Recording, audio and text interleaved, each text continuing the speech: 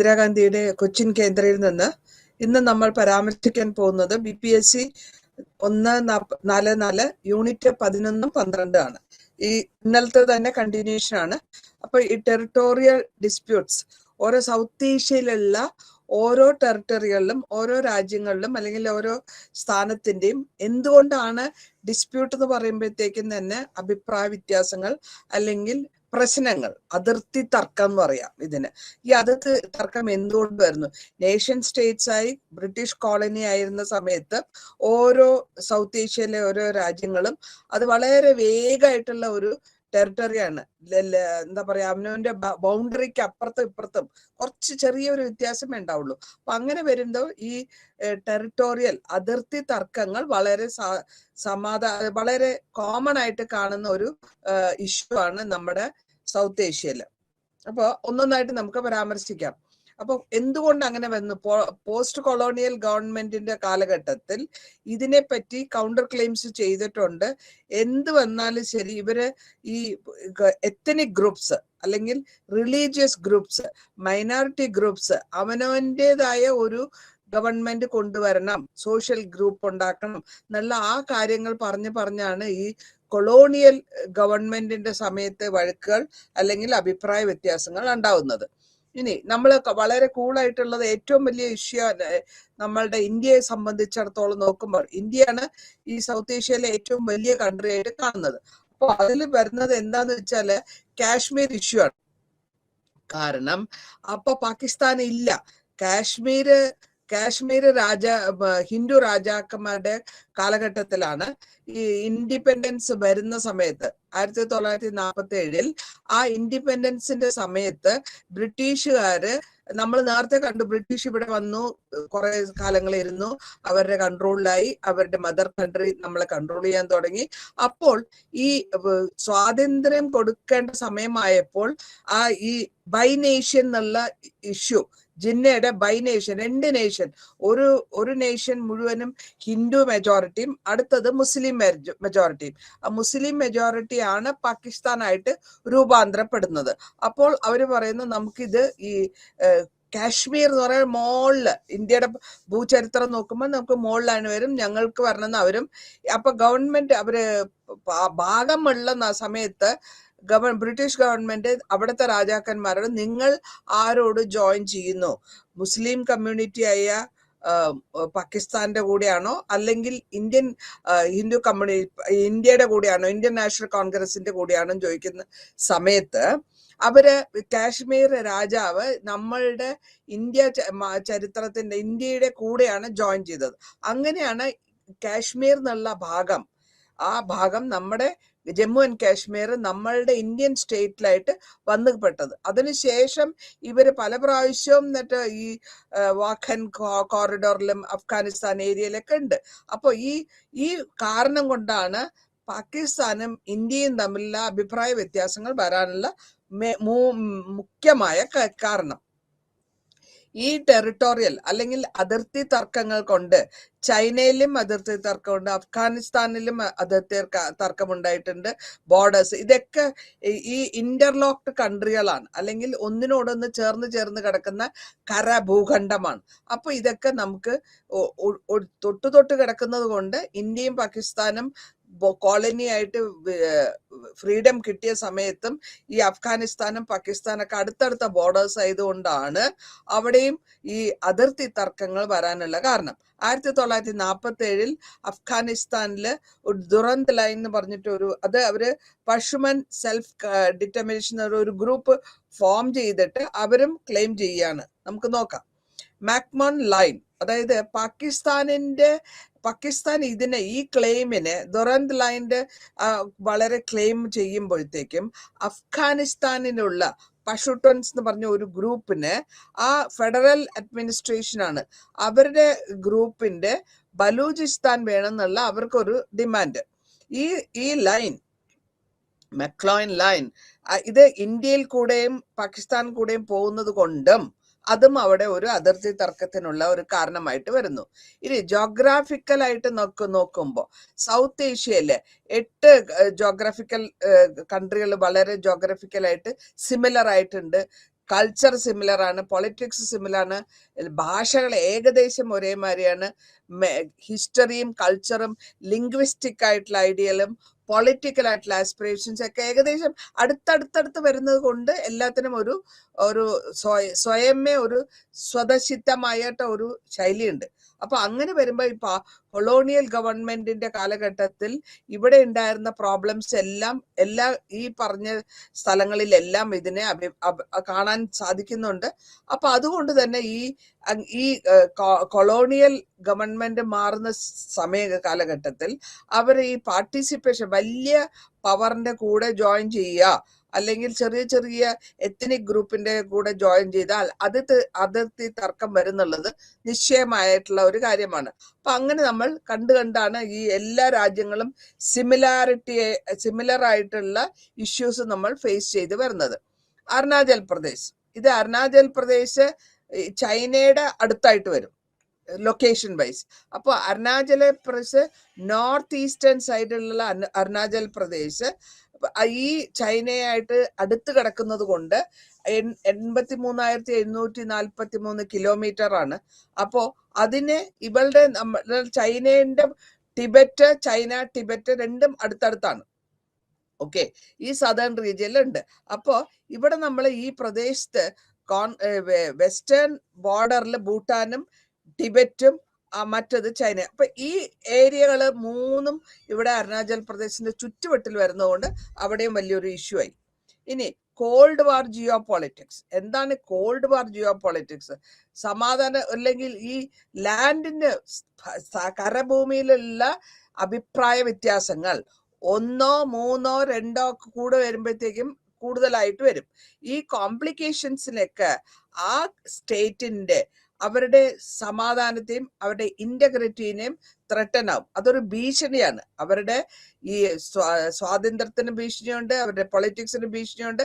അപ്പൊ വാർ ജിയോ പൊളിറ്റിക്സില് ഇന്റേണൽ ആയിട്ടുള്ള പൊളിറ്റിക്സും അതേമാതിരി വേറെ പാർട്ടീസ് ഇൻവോൾവ് ആവുകയും അതേമാതിരി തന്നെ ഇവരെ അണ്ടർസ്റ്റാൻഡിങ് ചെയ്യാനായിട്ടുള്ള ഒരു പ്രശ്നങ്ങൾ അല്ലെങ്കിൽ അഭിപ്രായ വ്യത്യാസങ്ങൾ വരികയും ചെയ്യുന്നു. അപ്പൊ ഇതിനെ നമ്മൾ ജിയോ പൊളിറ്റിക്സ് എന്ന് പറയുന്നു. പല അഭിപ്രായങ്ങൾ ഉണ്ടാവുമല്ലോ ആൾക്കാർക്ക്. അങ്ങനെ വരുമ്പോൾ ഇതിനെ ഒരു മനസ്സിലാക്കാൻ പറ്റാത്ത ഒരു പൊളിറ്റിക്സ് ആയിട്ട് അല്ലെങ്കിൽ ജോഗ്രഫിക്കലി അഭിപ്രായ വ്യത്യാസം വരുന്നത് കൊണ്ടാണ് നമ്മൾ അതിനെ ജിയോ പൊളിറ്റിക്സ് എന്ന് പറയുന്നത്.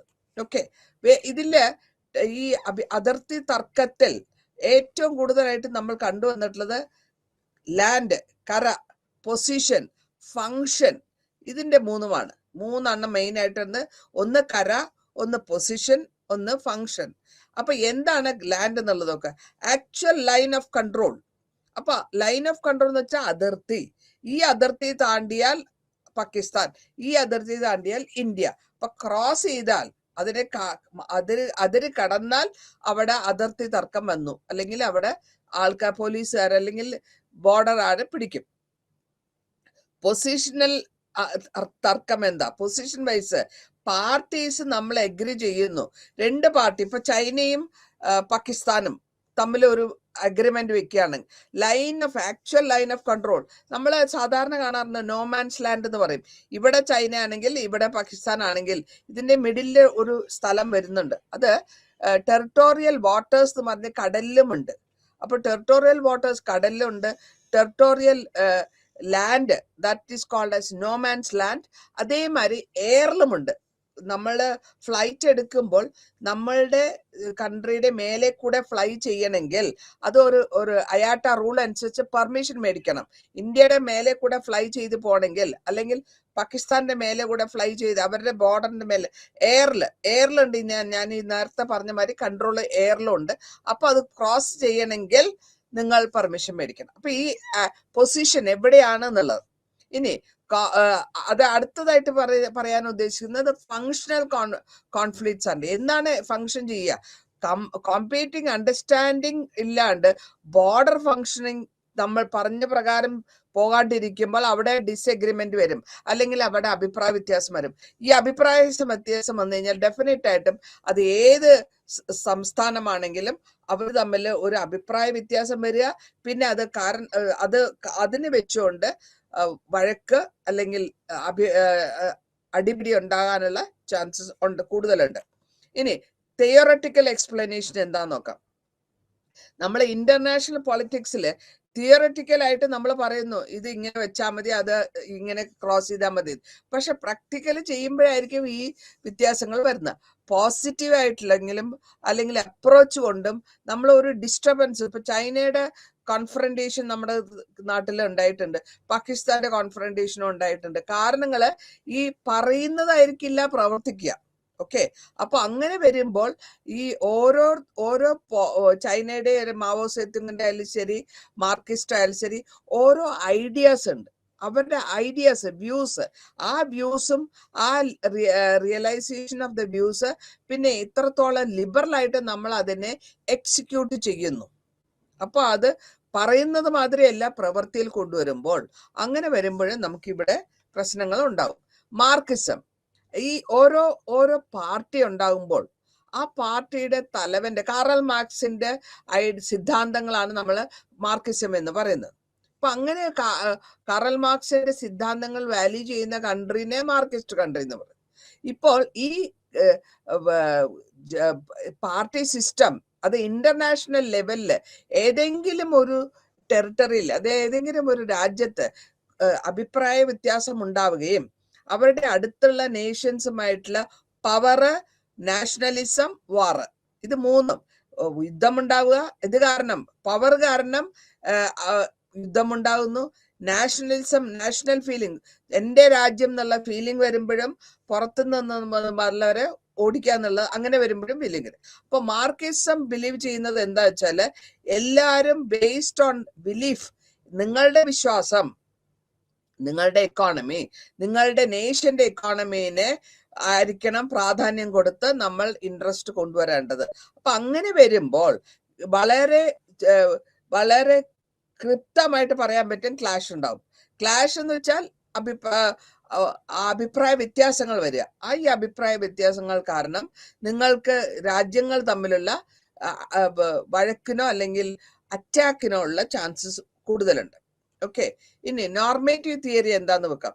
നോർമേറ്റീവ് തിയറിയിൽ നമ്മൾ നോക്കുന്നത് ഒരു പൊളിറ്റിക്കൽ കോൺഫ്ലിക്റ്റ്, ഒരു പൊളിറ്റിക്കൽ കോൺഫ്ലിക്റ്റ് ഒരു അഭിപ്രായ വ്യത്യാസം എന്തുകൊണ്ട്, എന്തിന്റെ ബേസിസില്, ഏത് വിശ്വാസത്തില്, കൺസെപ്ഷൻസ്, ജസ്റ്റിസിന്റെ അല്ലെങ്കിൽ ന്യായത്തിന്റെ പരിണാമം കിട്ടാണ്ട് വരുമ്പോഴാണ് അവിടെ ഈ അഭിപ്രായ വ്യത്യാസം വരുന്നത്.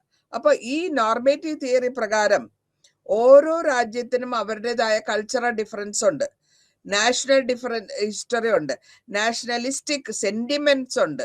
ഇപ്പൊ നമ്മള് ഇന്ത്യൻ പതാക എടുത്ത് ചവിട്ടി താത്തിയാൽ ഡെഫിനറ്റ് ആയിട്ട് പോലീസ് പിടിക്കും. കാരണം അവിടെ നാഷണലിസ്റ്റിക് സെന്റിമെന്റൽ വാല്യൂസ് ആണ്. അതെടുത്ത് നമുക്ക് ഡ്രസ്സ് ചെയ്യാൻ പാടില്ല, അല്ലെങ്കിൽ അങ്ങനത്തെ ചില കണ്ടീഷൻസ് ഉണ്ട്.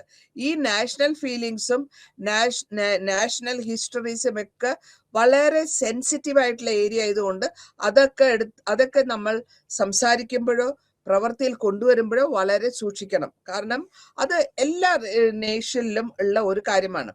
അപ്പോൾ ഇതേമാതിരി ഈ ഇഷ്യൂവിനെ നമ്മൾ നോർമേറ്റീവ് തിയറി എന്ന് പറയുന്നു. കോൺഫ്ലിക്റ്റ് വരാനുള്ള സാധ്യതയുള്ളതിനാണ് നമ്മൾ നോർമേറ്റീവ് തിയറി എന്ന് പറയുന്നത്. ഈ തിയറി കൊണ്ട് തന്നെയാണ് ഇന്ത്യയും പാകിസ്ഥാനും തമ്മിൽ പാകിസ്ഥാന്റെ ഡിമാൻഡ് ഈ കാശ്മീർ ഞങ്ങളുടെ ഏരിയ ആണെന്നും അവരുടെ ഡിമാൻഡിനെ നമ്മൾ അത് സാധൂകരിച്ചു കൊടുക്കാൻ തയ്യാറല്ല. അപ്പോൾ ആ ഇഷ്യൂ അവിടെ നോർമേറ്റീവ് ഇഷ്യൂവിന്റെ എക്സാമ്പിൾ ആണ് കാശ്മീർ ഇഷ്യൂ. ഇനി ബൈലാറ്ററൽ ടെറിട്ടോറിയൽ ഡിസ്പ്യൂട്ട്സ്. ബൈ എന്ന് വെച്ചാൽ രണ്ട് കൺട്രികൾ തമ്മിലുള്ള അഭിപ്രായ വഴക്ക് അല്ലെങ്കിൽ വ്യത്യാസങ്ങൾ.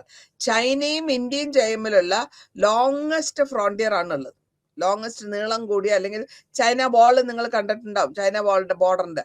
അപ്പോ ഈ അതിർത്തിയിൽ ബൈലാറ്ററൽ കോൺഫ്ലിക്ട്സ് അഡ്ജസ്റ്റ്മെന്റും അല്ലെങ്കിൽ എസ്കലേറ്റ് ചെയ്ത് നാളെ അത് ചെറിയ അഭിപ്രായ വ്യത്യാസങ്ങൾ അത് വലുതായി ഭയങ്കര ഒരു വാറിന്റെ സിറ്റുവേഷനിൽ തന്നെ വന്നിട്ടുണ്ട്. ചൈന ഇപ്പോഴും നമ്മളുടെ ബോർഡറിൽ ഇങ്ങനെയൊക്കെ അവരുടെ ഒരു ആർമി വന്ന് നിൽക്കുന്നുണ്ട്. നിങ്ങൾ ന്യൂസ് പേപ്പർ വായിച്ചാൽ കാണാൻ പറ്റും. അവർ ആർമി കൊണ്ടുവരും, അവരൊരു കുറച്ചായിട്ട് ഇങ്ങനെ കയറി വന്നുകൊണ്ടിരിക്കുകയാണ്. അവരുടെ ചൈനീസിന്റെ ഒരു ടാക്ടിക്സ് ആണത്. അപ്പൊ അവരുടെ ഫ്രിക്ഷൻ നമ്മുടെ റീജിയനിലും ന്യൂക്ലിയർ പവേഴ്സ് കൊണ്ടുവരാനും അല്ലെങ്കിൽ അവരുടെ ബോർഡറിൽ കൊണ്ടുവന്ന് തയ്യാറാക്കി എപ്പ വേണമെങ്കിലും ഈ അറ്റാക്ക് ചെയ്യാം, ഇന്ത്യനെ അറ്റാക്ക് ചെയ്യാന്നുള്ള ലെവത്തില് സെറ്റപ്പ് ആക്കി വെക്കുക. അപ്പൊ നമ്മുടെ ഗവൺമെന്റ് എന്ത് ചെയ്യണം? നമ്മുടെ ഗവൺമെന്റ് അതിന് പ്രിക്കോഷൻ ആയിട്ട്, പ്രിവെൻഷൻ ആയിട്ട് നമ്മളും അത് തയ്യാറായിട്ടിരിക്കണം. അത് ചെറിയ ഒരു ലൈൻ ഓഫ് ഹെയർ ലൈൻ വ്യത്യാസമാണ് വരുന്നത്. തയ്യാറായിട്ടിരിക്കണം. എപ്പോഴും ആരുടെ അറ്റാക്ക് വന്നാലും നമ്മൾ തയ്യാറായിട്ടിരിക്കുക എന്നുള്ളതാണ് ബോർഡറിലുള്ള ജവാന്മാരുടെ അവരുടെ ഡ്യൂട്ടി. അപ്പൊ അങ്ങനെ അവർ ബോർഡർ ഇഷ്യൂ നോക്കിയില്ലെങ്കിൽ ഇന്റേണൽ ആയിട്ട് നമ്മളുടെ സമാധാനം, ഇന്ത്യയുടെയോ അല്ലെങ്കിൽ ചൈനയുടെയോ അകത്തുള്ള സമാധാനം കുറയും. അതേമാതിരി തന്നെ പുരോഗതിയും എഫക്റ്റ് ആവും, ഹെൽത്ത് എഫക്റ്റ് ആവും. വാർ വന്നു കഴിഞ്ഞാൽ ഒരുപാട് പ്രോബ്ലംസ് വരും. ഇത് മനസ്സിലാക്കി വേണം നമ്മൾ പോവാൻ. ഇനി ഇന്ത്യ പാകിസ്ഥാൻ കോൺഫ്ലിക്ട്സിനെ പറ്റി പറയുമ്പോൾ ഞാൻ നേരത്തെ പറഞ്ഞ മാതിരി ലൊക്കേഷൻ വൈസ് നമ്മൾക്ക് വ്യത്യാസമുണ്ട്, പൊസിഷൻ വൈസും നമുക്ക് വ്യത്യാസമുണ്ട്, ഓപ്പറേഷണൽ കോൺഫ്ലിക്ട്സും ഉണ്ട്. ഓപ്പറേഷണൽ കോൺഫ്ലിക്ട്സ് എന്ന് പറയുന്നത് നമ്മൾ ഓപ്പറേറ്റ് ചെയ്യുന്ന മെത്തേഡിന്. അപ്പൊ ഇതിന് രണ്ടിനും രണ്ട് രാജ്യത്തിനും അവനവൻ്റെതായ ഇന്റർനാഷണൽ ബൗണ്ടറീസ് ഉണ്ട്. ഈ ബൗണ്ടറീസ് ക്രോസ് ചെയ്യാണ്ടിരുന്നാൽ മതി. നമ്മുടെ ബൗണ്ടറിക്കുള്ളിൽ നിന്നുകൊണ്ട് നമുക്ക് നമ്മളുടെ കാര്യങ്ങൾ നടത്തുകയും നമുക്ക് പുരോഗമനം ചെയ്തു പോകാം. പക്ഷെ എപ്പോഴാണോ ഒരാള് ബൗണ്ടറി കടന്ന്, ഇന്റർനാഷണൽ ബൗണ്ടറി, ഇന്ത്യയുടെ ബൗണ്ടറി കടന്ന് ഇന്ത്യക്കാരും പാകിസ്ഥാന്റെ ബൗണ്ടറി കടന്ന് പാകിസ്ഥാനും വന്നു കഴിഞ്ഞാൽ അത് കോൺഫ്ലിക്റ്റിനുള്ള കാരണമായി വരും, അല്ലെങ്കിൽ വഴക്കിനുള്ള കാരണമായി വരും. ഈ 74 കൊല്ലത്തിൽ ഇത്രയും സെന്റേർഡ് ആയിട്ടുള്ള ഒരുപാട് ഇഷ്യൂസ് നമ്മൾ ഫേസ് ചെയ്തിട്ടുണ്ട്. ഫ്രീഡം കിട്ടിയ ശേഷം അതിനെ നമ്മൾ കൺട്രോൾ ചെയ്തിട്ടുമുണ്ട്. വളരെ പെട്ടെന്നായിരുന്നു അവര് ഈ അൽ ഖൈദന്റെ ഒക്കെ ഇന്നലെ ഞാൻ പറഞ്ഞ മാതിരി നമ്മളുടെ എയർക്രാഫ്റ്റ് അവിടെ പോയി അവരുടെ ട്രെയിനിങ് സെന്റർ അടിച്ചിട്ട് വരിക. കാരണം കമ്പാരിറ്റീവ്ലി ഇന്ത്യ കുറച്ച് മിലിറ്ററി വൈസ് സ്ട്രോങ് ആണ്. അപ്പോൾ ഇവര് പാകിസ്ഥാന്റെ ഏരിയയിൽ അവിടെ ട്രെയിനിങ് കൊടുക്കുക, മിലിറ്ററി ട്രെയിനിങ് കൊടുക്കുക, ഹൈഡ് ഔട്ട് കണ്ടുപിടിച്ചിട്ട് ഇന്ത്യ എയർ അറ്റാക്ക് നടത്താറുണ്ട്. ഇനി സർ സിറിയൽ റെഡ്ക്ലിഫ്, ഇത് ബ്രിട്ടീഷ് ബാരിസ്റ്റർ, ലോയർ ആണ്. അങ്ങേര് ഇന്ത്യ വരുന്ന സമയത്ത്, അതായത് ഈ പാകിസ്ഥാൻ ഇന്ത്യ ഡിവിഷൻ സമയത്താണ് പുള്ളി വരുന്നത്. പുള്ളി ഇന്ത്യനെ പറ്റി അറിയില്ല, കണ്ടിട്ടുമില്ല. പക്ഷെ അനൗൺസ്മെന്റ് ഡിവിഷൻ ഇങ്ങനെ ഡിഫൈൻ ചെയ്യണം എന്ന് പറയുമ്പോൾ പുള്ളിയാണ് ഇന്ത്യനെ കാണാത്ത ആള്, ഇന്ത്യ വിസിറ്റ് ചെയ്യാത്ത ആളാണ് ഈ പോളിസിയൊക്കെ ഉണ്ടാക്കുന്നത്. ഈ പോളിസിയൊക്കെ ഉണ്ടാക്കി വന്ന സമയത്ത് കുറെ ഗ്രാമങ്ങൾ അങ്ങോട്ടും ഇങ്ങോട്ടും സ്പ്ലിറ്റ് ആയി പോയി. പുള്ളിയെ കണ്ടിട്ടില്ല. ഒരു ഡോക്യുമെന്റേഷൻ ആണ് ചെയ്യുന്നത്. ഇങ്ങനെ വരച്ച് അങ്ങനെ വരച്ച് ഈ ഭാഗം പാകിസ്ഥാന്, ഈ ഭാഗം ഇന്ത്യക്ക് എന്ന് പറഞ്ഞ് ഇന്ത്യ വിസിറ്റ് ചെയ്യാത്ത, ഇന്ത്യനെ പറ്റി ഒന്നും അറിയാത്ത ഒരാൾ ചെയ്യുമ്പോൾ വരുന്ന എററാണ് അവിടെ വന്നത്. അപ്പൊ അങ്ങനെ വന്നപ്പോൾ പാകിസ്ഥാൻ ബോർഡറും പാകിസ്ഥാനും ഇന്ത്യയിലും കുറെ സെറ്റിൽമെന്റ്സും നമ്മളുടെ രാജ്യങ്ങളും അങ്ങോട്ടും ഇങ്ങോട്ടും മാറിപ്പോയി. ഇതില് മുസ്ലിം 5 മെമ്പർ ടീം ഉണ്ടാക്കുകയും ആ ടീം വഴി 2 മുസ്ലിംസ് 2 ഹിന്ദുസ്, അങ്ങനെയാണ് ഈ ബോർഡർ ഡിസൈഡ് ചെയ്യുന്നത്. ഇന്ത്യ പാകിസ്ഥാന്റെ ബോർഡർ എങ്ങനെ ഡിഫൈൻ ചെയ്തെടുത്തത് ഈ സർ സിറിൽ റെഡ്ക്ലിഫ് ആണ്. അപ്പൊ ഇതില് ഏറ്റവും അന്നത്തെ കാലത്ത് ഈസ്റ്റ് പാകിസ്ഥാനും വെസ്റ്റ് പാകിസ്ഥാനും ഇന്ത്യയും, ഇതാണ് 3 കൺട്രിയില്. അപ്പൊ ഇതില് ലേറ്റർ ഓൺ നമുക്ക് പിന്നെയും ഈ ചെറിയ ഇഷ്യൂസ് ലേറ്റർ ഓൺ വലിയ വാറായിട്ട് വന്നിട്ടുണ്ട്. സർ ക്രിക്ക്, ഇവിടെ ഈ ക്രിക്ക് എന്ന് പറയുന്നത് 60 കിലോമീറ്റർ ലോങ് കച്ചിന്റെ അതിർത്തിയാണ്. കച്ച് എവിടെയാ വരുന്ന വെച്ചാൽ ഗുജറാത്തിന്റെയും സിന്ധിന്റെയും ഇടയിലായിട്ട് വരുന്നു. അപ്പോ സിന്ധ് പാകിസ്ഥാനിലും, അന്ന് പാകിസ്ഥാൻ ആയിരുന്നില്ല, ഭാരതമായിരുന്ന സമയത്ത് അത് നമ്മുടെ രാജ്യമായിരുന്നു. പക്ഷെ ഭാഗം വെച്ചതിന് ശേഷം, 2 നേഷൻ വന്നതിന് ശേഷം സിന്ധ് എന്ന് പറയുന്ന ഭാഗം പാകിസ്ഥാനിലും കച്ച് എന്ന് പറയുന്ന ഭാഗം ഗുജറാത്തിലും വരുന്നു. അപ്പോൾ ഈ ക്രിക്കിന് ഒരു ഡിഫറൻസ് വന്നത് പാകിസ്ഥാൻ ബോർഡറിൽ കൂടെ വരുമ്പോഴത്തേക്കും 2 കൺട്രികൾക്കും അഭിപ്രായ വ്യത്യാസം ഉണ്ടാവും. അങ്ങനെയാണ് ഈ ഒരു ക്രിക് ടെൽബെക്ക് തിയറി എന്ന് പറഞ്ഞിട്ട് നമ്മൾ ഒരു തിയറി ഉണ്ടാക്കുന്നുണ്ട്. ഈ തിയറി പ്രകാരം പാകിസ്ഥാന്റെ ബോർഡർ ഈ റിവറിന്റെ ഈസ്റ്റേൺ ഭാഗത്ത് കൂടിയാണ് പോകുന്നത്. അതേസമയം നമ്മളുടെ സ്വാംബി ടെറൈൻ അല്ലെങ്കിൽ നമ്മളുടെ കരപ്രദേശം എങ്ങനെ മാർഷൽസ് ലാൻഡ് വഴിയും പെട്രോളിയം റിസോഴ്സസും ഫിഷസും ഉള്ള കോണ്ടിനെന്റൽ ഷെൽഫ് ഉള്ള ഭാഗമായിട്ടും മാറും. ഇതാണ് കാരണം. അപ്പൊ അവിടെ കോണ്ടിനെന്റൽ ഷെൽഫ് എന്ന് പറയുമ്പോഴത്തേക്കും ചരിത്രപരമായിട്ട് ഭൂമിശാസ്ത്രപരമായിട്ട് അവിടെ ഡെപ്പോസിറ്റ്സ് ഉണ്ടാവും, മിനറൽ ഡെപ്പോസിറ്റ്സ് ഉണ്ടാവും. ആ കോണ്ടിനെന്റൽ ഷെൽഫിൽ ഡെപ്പോസിറ്റ്സ് ഉണ്ടാവും. അത് യൂസ്ഫുൾ ആവും ആ പെർട്ടിക്കുലർ കൺട്രിക്ക്. ഇനി ബാലിഗാർ ഡാം, എന്തുകൊണ്ടാണ് ഈ ഡാം പ്രോജക്റ്റ് കൊണ്ടുവന്നത്? ജലം റിവറില് നമ്മള് ബാരേജ് കെട്ടി അല്ലെങ്കിൽ വെള്ളം നിർത്തി ഇന്ത്യ പ്രപ്പോസ് ചെയ്യാണ്. അപ്പോൾ ഈ പ്രോജക്റ്റ് കൊണ്ടുവന്നതിന് ശേഷം കാശ്മീർ വാലിയിൽ പാകിസ്ഥാനില് വയലേഷൻ വരുന്നു. ഇൻഡസ് വാട്ടർ ട്രീറ്റി 1960 ഒരു ട്രീറ്റി സൈൻ ചെയ്യുന്നുണ്ട്. ഇത് പിന്നാലെ അടുത്ത ടോപ്പിക്കിൽ ഇതിനെപ്പറ്റി പരാമർശിക്കുന്നുണ്ട്, ഇൻഡസ് വാട്ടർ ട്രീറ്റി.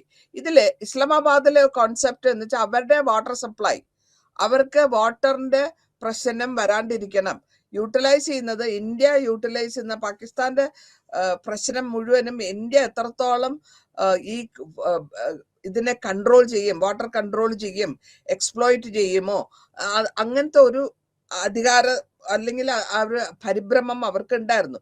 അപ്പൊ ഈ ഡാം കൺസ്ട്രക്ഷൻ ചെയ്ത് ചെനാബ് റിവറില് ഡാം കൺസ്ട്രക്ഷൻ ചെയ്യും. ഇന്ത്യൻ സൈഡ് ആ കൺസ്ട്രക്ഷൻ ചെയ്ത് വരുന്നപ്പോഴത്തേക്കും അവർക്ക് ടെൻഷൻ കൂടുതലായി. നമ്മൾക്ക് ഇപ്പൊ വളരെ കൂളായിട്ട് എക്സാമ്പിൾ ആയിട്ട് ഞാൻ പറയുകയാണെങ്കിൽ മുല്ലപ്പെരിയാർ ഡാമും കേരള തമിഴ്നാട് കാവേരി ബോർഡറിൽ. അപ്പോ ഈ ഡാം കെട്ടി വരുമ്പോഴത്തേക്കും അവരുടെ ഓരോ ഏരിയയിലുള്ളവർക്കും ടെൻഷൻ കൂടും. ഡാം പൊട്ടിയാൽ എങ്ങനെ പോകും, ഡാമിൽ നിന്ന് എത്ര വെള്ളം ഈ കൺട്രി ഉപയോഗിക്കും. അപ്പോ റിലീസ് ചെയ്യുന്നത് മഴക്കാലത്ത് റിലീസ് ചെയ്യുന്നതും ഇത്ര ശതമാനത്തിന് മേലെ പോവാൻ പാടില്ല എന്നുള്ള ഒരു മുല്ലപ്പെരിയാറിനെ സംബന്ധിച്ചിടത്തോളം അത് വളരെ സ്ട്രോങ്, വളരെ ഓൾഡ് ഡാമാണ്. എനി സമയം എപ്പോ വേണമെങ്കിലും പൊട്ടിയാൽ എന്തൊക്കെ പരിണാമം എന്നുള്ളത് നിങ്ങൾ പേപ്പറിൽ വായിച്ച് മനസ്സിലാക്കാം. ഇനി വാട്ടർ വാർ. ഇതെന്താ വാട്ടർ വാർ? ഈ വാട്ടർ വാർ എന്ന് വെച്ചാൽ ഇൻഡസ് വാട്ടർ ട്രീറ്റി പ്രകാരം 1960 ഈ ട്രീറ്റി സൈൻ ചെയ്യുന്നത്. ഇതിന്റെ ഇന്ത്യക്ക് കിട്ടിയിട്ടുള്ളത് റൈറ്റ്സ്, അതിന്റെ ഉപയോഗിക്കാനുള്ള അവകാശം ഈസ്റ്റേൺ റിവേഴ്സ് ഏത് പോയിന്റ് വരെ, പാകിസ്ഥാൻ പോയിന്റ് വരെ ഫ്ലോ ചെയ്യുന്ന വെള്ളം നമുക്ക് ഉപയോഗിക്കാം. അതേസമയം പാകിസ്ഥാന് അവർക്ക് കിട്ടിയ അവകാശം വെസ്റ്റേൺ റിവേഴ്സ്, അവർക്ക് പാകിസ്ഥാന്റെ വെസ്റ്റിലുള്ള റിവേഴ്സ് അവർക്ക് ഉപയോഗിക്കാം. ഇതാണ് വാട്ടർ വാഴ്സിന്റെ ഒരു ഫ്ലോ. അപ്പൊ ഇവിടെ നമ്മള് ഒരു ഫ്ലോ എന്ന് പറഞ്ഞാൽ വെള്ളത്തിന്റെ പോക്കാണ് നമ്മൾ ഉദ്ദേശിക്കുന്നത്. അപ്സ്ട്രീം ഫ്ലോ അല്ലെങ്കിൽ അപ്പർ ഹാൻഡ് ഇൻഡസിനാണ് കൂടുതലായിട്ട് വരുമ്പോൾ, അപ്പൊ ഈ പാകിസ്ഥാൻ വഴി ഇന്ത്യയിലേക്ക് ഒഴുകിയ അല്ലെങ്കിൽ ഇന്ത്യയിൽ നിന്ന് പാകിസ്ഥാനിലേക്ക് ഒഴുകി എങ്ങനെയായാലും വിരോധമില്ല. അപ്പൊ ഈ ക്വസ്റ്റ്യൻ റിപ്പീറ്റഡ് ആയിട്ട് അഡ്വാൻറ്റേജ് ബ്രിങ്ങിങ്, ആ വാട്ടർ ഇഷ്യൂവിനെ ബ്രിങ് ചെയ്യാനുള്ള അല്ലെങ്കിൽ വാട്ടർ ഇഷ്യൂവിനെ പറ്റി പരാമർശിക്കാനുള്ള ഒരു കാരണമായി വരുന്നുണ്ട്. ഇനി ഗ്ലേസിയർ, സിയാച്ചൻ ഗ്ലേഷ്യർ, ഇത് ലോകത്തിലെ വലിയ ഒരു ഗ്ലേഷ്യർ ആണ്. ഇത് കാരക്കോണം മൗണ്ടൻ റേഞ്ചിലാണ് ഉള്ളത്. ഹിമാലയൻ മൗണ്ടൻ റേഞ്ചില് കാരക്കോണം മൗണ്ടൻ, അത് ഇത്രയും നീളം 76 കിലോമീറ്റർ ആണ്. ലോകത്തിലെ ഏറ്റവും വലിയ ഗ്ലേസിയർ, മഞ്ഞ് മലകളുള്ള സ്ഥലത്തിനാണ് നമ്മൾ ഗ്ലേസിയേഴ്സ് എന്ന് പറയാം. ഈ മഞ്ഞ് മലയിൽ കൂടെ ഈ north west frontier Indian sub continent തുടങ്ങി അതിങ്ങനെ നീർന്ന് ഇന്ത്യന്റെ പടം നിങ്ങളുടെ മനസ്സിലുണ്ടെങ്കിൽ ഞാൻ പറയുമ്പോൾ നമുക്ക് മനസ്സിലാവും. ഇന്ത്യ ഇങ്ങനെ വന്ന് കാരക്കോണം ചൈനീസ് ബോർഡർ വരെ വരുന്നുണ്ട്. അപ്പോ US ഡിഫൻസ് മാപ്പിംഗ് ഏജൻസി പറഞ്ഞിട്ടുള്ളത് എന്താണ്, ഈ പാകിസ്ഥാന്റെ ഫ്രോണ്ടിയർ ഒരു പൊസിഷൻ കഴിഞ്ഞു കഴിഞ്ഞാൽ പിന്നെ അത് സിയാച്ചൻ ഗ്ലേസിയറിൽ വന്നു കഴിഞ്ഞാൽ അവിടെ ഡിസ്പ്യൂട്ടിന് കാരണമാകും. ഇപ്പോ പ്രസന്റ് ആയിട്ട് ഈ പാകിസ്ഥാനില് ഒരു ഏരിയ സിയാച്ചിന്റെ ഒരു ഭാഗം അവരുടെ കൺട്രോളുണ്ട്. അപ്പൊ ഈ മഞ്ഞമല ഒഴുകി വരുന്നു അല്ലെങ്കിൽ മഞ്ഞുമലകളുടെ അതും ഒരു കാരണമാണ് ഈ അഭിപ്രായ വ്യത്യാസത്തിനും ബോർഡർ അല്ലെങ്കിൽ അതിർത്തി തർക്കത്തിനും അതും കാരണമായിട്ട് വരുന്നുണ്ട്. ഇനി ലോങ്ങസ്റ്റ് ഗ്ലേഡിഷ്യനിൽ ഈ ഗ്ലേസിയറിൽ ഏറ്റവും വലിയ ലോങ് എക്സ്പെഡീഷൻ പോയിട്ട്, എക്സ്പെഡീഷൻ വെച്ചാൽ അതിനെപ്പറ്റി ഒരു ദീർഘമായ യാത്രയ്ക്ക് പോവുകയും അതുവഴി അതിൻ്റെ ബേസ് ക്യാമ്പിൽ കണ്ടുപിടിക്കുക, അല്ലെങ്കിൽ തെഹാമറി റിവേഴ്സിന് അതിൽ ഉത്ഭവിച്ചിട്ടുള്ള അതിൽ നിന്ന് വരുന്ന നദികളെ പറ്റി റിസർച്ച് ചെയ്യുക. ഇങ്ങനെ ജർമ്മൻ ടെലിവിഷൻ ഇതിനെപ്പറ്റി വലിയ ഒരു ഡോക്യുമെന്ററി ഉണ്ടാക്കി. ഈ ഡോക്യുമെന്ററിയുടെ പേരാണ് expedition to the longest glacier. ഇത് പുറത്തു വരുമ്പോഴത്തേക്ക് അത്രയും ഈ ഡോക്യുമെന്ററി ചെയ്യുമ്പോഴത്തേക്ക് അവിടെ പോയി അവർ ഇത് മുഴുവൻ ഷൂട്ട് ചെയ്തെടുത്ത് അതിന് ടെലികാസ്റ്റ് ചെയ്ത് വരുമ്പോഴത്തേക്കും വേൾഡ് നോളജ് ആണ് കിട്ടുന്നത്. ഈ വേൾഡ് നോളജ് വഴി ബാറ്റിൽ ഗ്രൗണ്ടിലേക്ക് ഈ ആർമീനെ ഇറക്കി വിടാനുള്ള ഒരു ചാൻസസ് വരുന്നുണ്ട്. കാരണം ഇത്രയും വലിയ വലിയ ഗ്ലേസേഴ്സ്, നമ്മളുടെ 5000 മീറ്റേഴ്സ് സീ ലെവലിന്റെ മേലെയാണ് ഗ്ലേസേഴ്സ്. സീ ലെവലിൽ നിന്ന് നോക്കുമ്പോൾ നമ്മൾ ഒരു മലയിന്റെ ഹൈറ്റ് നമ്മൾ മെഷർ ചെയ്യുന്നത് എവിടെ സ്ഥിതി ചെയ്യുന്നു, നമ്മളുടെ സമുദ്ര ലെവലിൽ നിന്ന് എത്ര ഉയരം, അങ്ങനെയാണ് നമ്മൾ അതിന്റെ മലയിന്റെ ഉയരം അടക്കുക. അപ്പൊ സ്റ്റീഫൻ കോപ്പൻ ഏഷ്യൻ എക്സ്പേർട്ടാണ്, സൗത്ത് ഏഷ്യൻ എക്സ്പേർട്ട് പറഞ്ഞു സിയാച്ചൻ ഒരു ക്രിട്ടിക്കൽ ആയിട്ടുള്ള സ്ട്രാറ്റജിക് മിലിറ്ററി ലൊക്കേഷനിലാണ് ഈ സിയാച്ചൻ എന്നുള്ള പറഞ്ഞ ഗ്ലേസേഴ്സ് സ്ഥിതി ചെയ്യുന്നതെന്നാണ് അങ്ങേരുടെ സ്റ്റീഫന്റെ അഭിപ്രായം. ഇന്ത്യയും ചൈനയും തമ്മിലുള്ള ഡിസ്പ്യൂട്ട്സ് അല്ലെങ്കിൽ ഇന്ത്യയും ചൈനയും തമ്മിലുള്ള വഴക്കുകൾ എന്തിനായിരുന്നു? ലോങ്ങസ്റ്റ് ബോർഡർ, അൺമാർക്ക്ഡ് ബോർഡർ അല്ലെങ്കിൽ മാർക്ക് ചെയ്യാത്ത ബോർഡറിനെ പറ്റിയാണ് ചൈനയും ഇന്ത്യയും തമ്മിൽ വഴക്കുകൾ ഉണ്ടായിട്ടുള്ളത്. ഈ വഴക്കുകളിൽ കൂടെ അവരെന്താ ചെയ്യുക, line LAC line of adjustment ആ ക്രോസ് ചെയ്ത് വരുമ്പോൾ ഇവിടെ ദോക്കളം എന്ന് പറഞ്ഞൊരു സ്ഥലമുണ്ട്. ഈ 2017 ഈസ്റ്റേൺ ലഡാക്കില് 2020 സിഗ്നിഫിക്കന്റ് ആയിട്ടുള്ള അല്ലെങ്കിൽ വളരെ പ്രാധാന്യം അർഹിക്കുന്ന ഒരു ബൗണ്ടറി ഇഷ്യൂ ആയിട്ടാണ് ഇതിന് വരുന്നത്. ഈ ഇഷ്യൂ കാരണം ഇവര് പരസ്പരം അഭിപ്രായ വ്യത്യാസങ്ങൾ ഉണ്ടാകും. ചൈനീസിന്റെ ആർമി കയറും, ഇന്ത്യൻ ആർമി കയറും. അവർ അറ്റാക്ക് ചെയ്യും, നമ്മൾ തിരിച്ച് അറ്റാക്ക് ചെയ്യും. ഡിഫൻസ് ആണ് നമ്മൾ ചെയ്യുന്നത്. കയറിയ നമ്മളെ ഇങ്ങോട്ട് ഷൂട്ട് ചെയ്താൽ നമ്മൾ അങ്ങോട്ട് ഷൂട്ട് ചെയ്യുമ്പോൾ ദാറ്റ് ഈസ് എ ഡിഫൻസ്. നമ്മൾ ഡിഫൻസ് ആണ് ചെയ്യുന്നത്. ഈ അതിർത്തി തർക്കം രണ്ട് കൺട്രികളിലും ഇതിവിടെ മാത്രം കൊണ്ട് തീരുന്നില്ല. മിഡിലായിട്ടുള്ള നടുവിഭാഗം വെസ്റ്റേൺ കിഴക്ക് വശവും പടിഞ്ഞാറ് വശവും ഇതിങ്ങനെ പോയിക്കൊണ്ടിരിക്കുകയാണ്. ഈ മിഡിൽ സെക്ടറിൽ ഇപ്പോ 2000 സ്ക്വയർ കിലോമീറ്റേഴ്സ് ഏറ്റവും വലുതായിട്ടുള്ള ഒരു ക്ലോസ് ഫൈനൽ റെസൊല്യൂഷന്റെ സെറ്റിൽമെന്റിൽ എത്താനുള്ള ചാൻസിൽ വന്ന് നിൽക്കുന്ന ഭാഗമാണ് ഈ മിഡിൽ സ്ഥലം. ഇനി അക്കാസായി ചിൻച ഏരിയ ഇതെവിടെയാന്ന് വെച്ചാൽ 1958 38,000 സ്ക്വയർ കിലോമീറ്ററിൽ പോപ്പുലർലി ഈ ഏരിയന്റെ പേരാണ് അക്സായി ചിൻ ഏരിയ. ഇത് ചൈന ഓക്യുപ്പൈ ചെയ്ത സ്ഥലം. അതേസമയം ഇന്ത്യയും ഞങ്ങളുടെ ആണെന്ന് അവര് സ്ഥാപിക്കുന്നു. അതാണ് അവിടെ കാരണങ്ങൾ. ചൈന പറയുന്നു അവരുടെയാണെന്ന്, ഇന്ത്യ പറയുന്നു അവരുടെയാണെന്ന്. അപ്പൊ ഈ അക്സായി ചിൻ ഏരിയ ആളൊന്നും താമസിക്കാത്ത സ്ഥലമായെങ്കിൽ കൂടെയും അതിന്റെ സ്ട്രാറ്റജിക്കലി രണ്ട് കൺട്രികളും ഈ പഴയ ആദ്യ കാലഘട്ടങ്ങളിൽ നമ്മളുടെ ചൈനയിൽ നിന്ന് സിൽക്ക് റൂട്ട് എന്ന് പറഞ്ഞ ഒരു ഏരിയ ഉണ്ട്. അതായത് ഹിമാലയത്തിന്റെ റൂട്ടിൽ കൂടെ, ആ റൂട്ടിൽ കൂടെ കാരവൻസ്, അറബ്സിന്റെ കാരവൻസ് വന്നിരുന്നു. സിൽക്ക് ഇവിടെ ചൈനയിൽ നിന്ന് മേടിച്ചിട്ട് യൂറോപ്പിലേക്ക് കൊണ്ടുപോയിരുന്നു. സൈബർ ആൻഡ് ബൊളാൻ പാസ് കൂടെ ഈ തുരങ്കത്തിൽ കൂടെ പോയിരുന്നു. ആ സിൽക്ക് റൂട്ടിന്റെ ഏരിയ ആണ്, അന്നത്തെ കാലത്ത് സിൽക്ക് റൂട്ടിന്റെ ഏരിയ ആണ്. അപ്പൊ അതുകൊണ്ട് എന്താ ചെയ്യണമെന്ന് വെച്ചാൽ ചൈന പറയും അവരുടെ മെജോറിറ്റി ഭാഗങ്ങൾ അരുണാചൽ പ്രദേശിലെ ഈസ്റ്റേൺ അരുണാചൽ പ്രദേശത്തിന്റെ കിഴക്ക് ഭാഗം അവരുടേതാണെന്ന് ചൈന ക്ലെയിം ചെയ്യും. അരുണാചൽ പ്രദേശ് ഇപ്പൊ ചൈനയിൽ ഉള്ള ഭാഗത്തിന് സൗത്ത് ടിബറ്റ് എന്നാ പറയുന്നത്.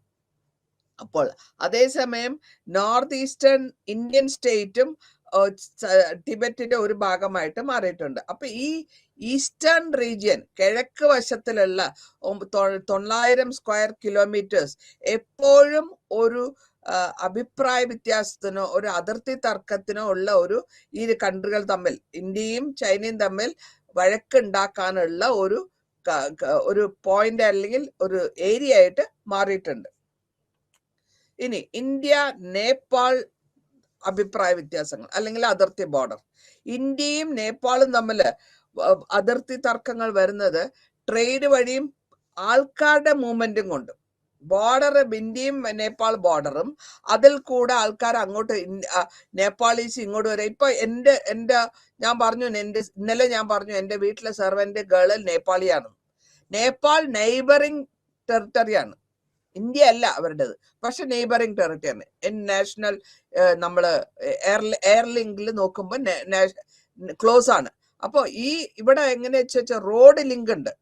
ദറുച്ചല ലിപ്പുച്ച എന്ന് പറഞ്ഞിട്ട് ഇതിന് റോഡ് വഴി ഇന്ത്യ നേപ്പാളിനും ഒരു പ്രീവിയസ് ആയിട്ട് നമ്മൾ 96 ഒരു സൈൻ ചെയ്തു, ഒരു മഹാകലി അക്കോർഡ് എന്ന് പറഞ്ഞിട്ട് നമ്മളൊരു കോൺട്രാക്ട് അല്ലെങ്കിൽ ഒരു സന്ധി ചെയ്തു. അപ്പോൾ ഈ സന്ധിയിൽ എന്താ പറഞ്ഞിട്ടില്ല, നേപ്പാളിലുള്ള പൊളിറ്റീഷ്യൻസ് പറയുന്നത് ഇന്ത്യ കാലാപാനി ലിപ്പിഡക് ഡിസ്പ്യൂട്ടിന്റെ സിഗ്നിഫിക്കന്റ് ഇൻസ്ട്രുമെന്റ് ആയിട്ട് വരുന്നതും ഇന്ത്യ ചൈന ബോർഡറിൽ വരുന്നതും ഈ കാരണം കൊണ്ട് ഇവിടെ ഇന്ത്യ ഒരു വലിയ പവറാണ്, ചൈനയും വലിയ പവറാണ്. ഇതിന്റെ നടുവിലാണ് ഈ നേപ്പാളിന്റെ ബഫർ സോൺ എന്ന് പറയാം, ചെറിയ മിഡിലിൽ കിടക്കുന്ന ബഫർ സോൺ ആണ്. അതുകൊണ്ട് നമ്മൾ ഒരു ന്യൂട്രലായിട്ട് പോണം എന്നുള്ളതാണ് അവരുടെ അഭിപ്രായങ്ങൾ. ഇനി ലിപ്പുലിക്, ഈ സ്ഥലത്ത് 35 കിലോമീറ്റർ സ്ട്രിപ്പ് ലാൻഡില് ബിറ്റ്വീൻ 2 നെയ്ബറിംഗ് കൺട്രീസും തമ്മിലുള്ള ഫ്രിക്ഷൻ ഉണ്ടായി. ഈ ജംഗ്ഷന് അല്ലെങ്കിൽ ട്രൈ ജംഗ്ഷൻ, ട്രൈ എന്ന് വെച്ചാൽ 3 ജംഗ്ഷൻ, ഒരു നേപ്പാള് നടുവില്, ഇന്ത്യ ഇപ്പുറത്ത്, ടിബറ്റ് ഇപ്പുറത്ത്. ഇത് മൂന്നും ഏതിന്റെ അടുത്തായിട്ട് വരുന്നു? ചൈനയുടെ അടുത്തായിട്ട് വരുന്നു. അപ്പൊ ചൈനയുടെ അടുത്തായിട്ട് വരുമ്പോൾ ചൈന കൺട്രോൾ ചെയ്യും. ഇന്ത്യയും നേപ്പാളും ക്ലെയിം ചെയ്യാണ് ഇത് ഞങ്ങളുടെ ഏരിയ ആണ്, കാലാപാനി ഞങ്ങളുടെ ഏരിയ ആണ്. ഇന്ത്യയുടെ അഭിപ്രായം ഞങ്ങളുടെ ഉത്തരാഖണ്ഡിന്റെ ഒരു ഭാഗമാണ് ഇത്. നേപ്പാൾ പറയുന്നു അവരുടെ ഡിസ്ട്രിക്റ്റ് ആയ ദറുചലന്റെ ഒരു ഭാഗമാണിത്. അപ്പൊ അവിടെയും ഈ ബോൺ ഓഫ് കണ്ടൻഷൻ അല്ലെങ്കിൽ അതിർത്തി തർക്കത്തിനുള്ള ഒരു കാരണമാണ് അല്ലെങ്കിൽ ഏരിയ ആണ് ആ ഭാഗം, കാലാപാനി. ഇനി കാലാപാനി ഏരിയ എവിടെയാന്ന് പറയാം. കാലാപാനി ഏരിയ എന്ന് പറയുന്നത് നേപ്പാളിന്റെ ഓണർഷിപ്പിൽ നോക്കുമ്പോൾ ഇത് ലിപ്പുഗാഡ് എന്ന് പറഞ്ഞ ഒരു കാലി റിവറിന്റെ അല്ലെങ്കിൽ റിവർ കാലിയുടെ അടുത്തുള്ള ഭാഗം. ആ റിവർ സോഴ്സ് പറഞ്ഞാൽ അവരുടെ പാസ് കൂടെ വരുന്നു. സുഖകലി ട്രീറ്റി എന്ന് പറഞ്ഞിട്ട് നമ്മൾ ഒരു ട്രീറ്റി സൈൻ ചെയ്തിട്ടുണ്ട്. ബ്രിട്ടീഷ് ഇന്ത്യയും നേപ്പാളും 1816 സൈൻ ചെയ്തു. അതിൽ കോൺഫറൻസ് വഴി ഒരു സമാധാനപരമായിട്ടുള്ള ഒരു കോൺഫറൻസ് ആണ് അവർ, അല്ലെങ്കിൽ ഒരു സന്ധിയാണ് അത് ചെയ്തത്. ആ സന്ധി പ്രകാരം ഇത് രണ്ടും കൺട്രികളും ഈ സുഖാലി ട്രീറ്റിനെ ഗൈഡ് ലൈൻ ആക്കി ബോർഡർ ലൈനിനെ ഡിവിഷൻ ചെയ്ത് അതിന് പരസ്പരം മാനിച്ചുകൊണ്ട്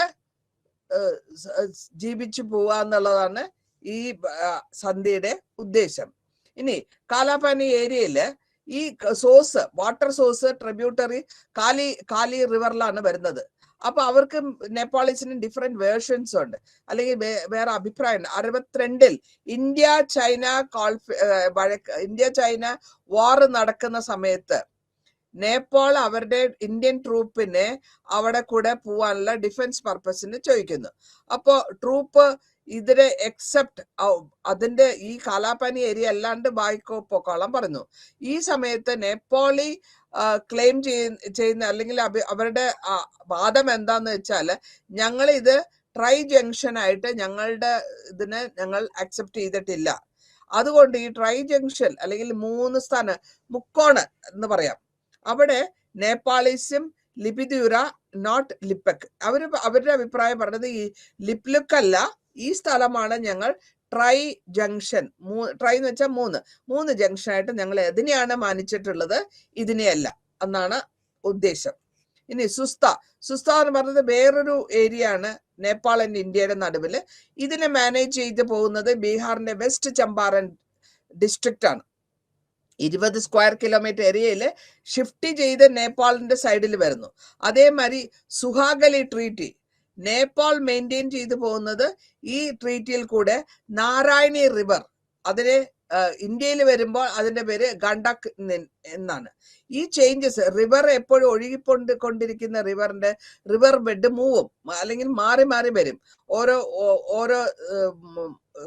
പ്രളയം കഴിയുമ്പോൾ നാരായണി റിവർ ഇന്ത്യ മാറി വരുന്നു. അപ്പൊ നേപ്പാളും അവരുടേതായ എൻക്രോച്ച്മെന്റ് അല്ലെങ്കിൽ അതിർത്തിയിൽ കൂടെ കടന്നു കയറ്റി 14,860 ഹെക്ടേഴ്സ് നേപ്പാളി ലാൻഡ് നമ്മൾ എടുത്തു എന്നാണ് അവർ നമ്മളെ പറ്റി പരാമർശിക്കുന്നത്. ബംഗ്ലാദേശും ഇന്ത്യയും തമ്മിലുള്ള അഭിപ്രായങ്ങൾ അല്ലെങ്കിൽ അതിർത്തി തർക്കം 496 കിലോമീറ്റർ ആണ്. ഇന്ത്യ ബംഗ്ലാദേശ് ബോർഡർ ഏറ്റവും ലോകത്തിലെ 5ാമത്തെ ലോങ്സ്റ്റ് ലാൻഡ് ബോർഡർ, കരമുഖാന്തരമുള്ള ബോർഡറാണ് ഈ ബോർഡർ, 5ാമത്തത്.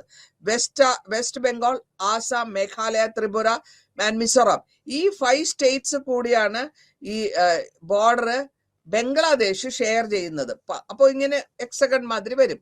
അപ്പോൾ പാർട്ടീഷൻ സമയത്ത്, പാകിസ്ഥാന്റെ പാർട്ടീഷൻ സമയത്തും ഈ ബോർഡർ ലൈൻ വരയ്ക്കുന്ന സമയത്ത് ബംഗ്ലാദേശും ഇതൊക്കെ ഇഗ്നോർ ചെയ്താണ് പോയിക്കൊണ്ടിരുന്നത്. നമുക്കൊന്നും ചെയ്യാൻ പറ്റില്ല ആ സമയത്ത്.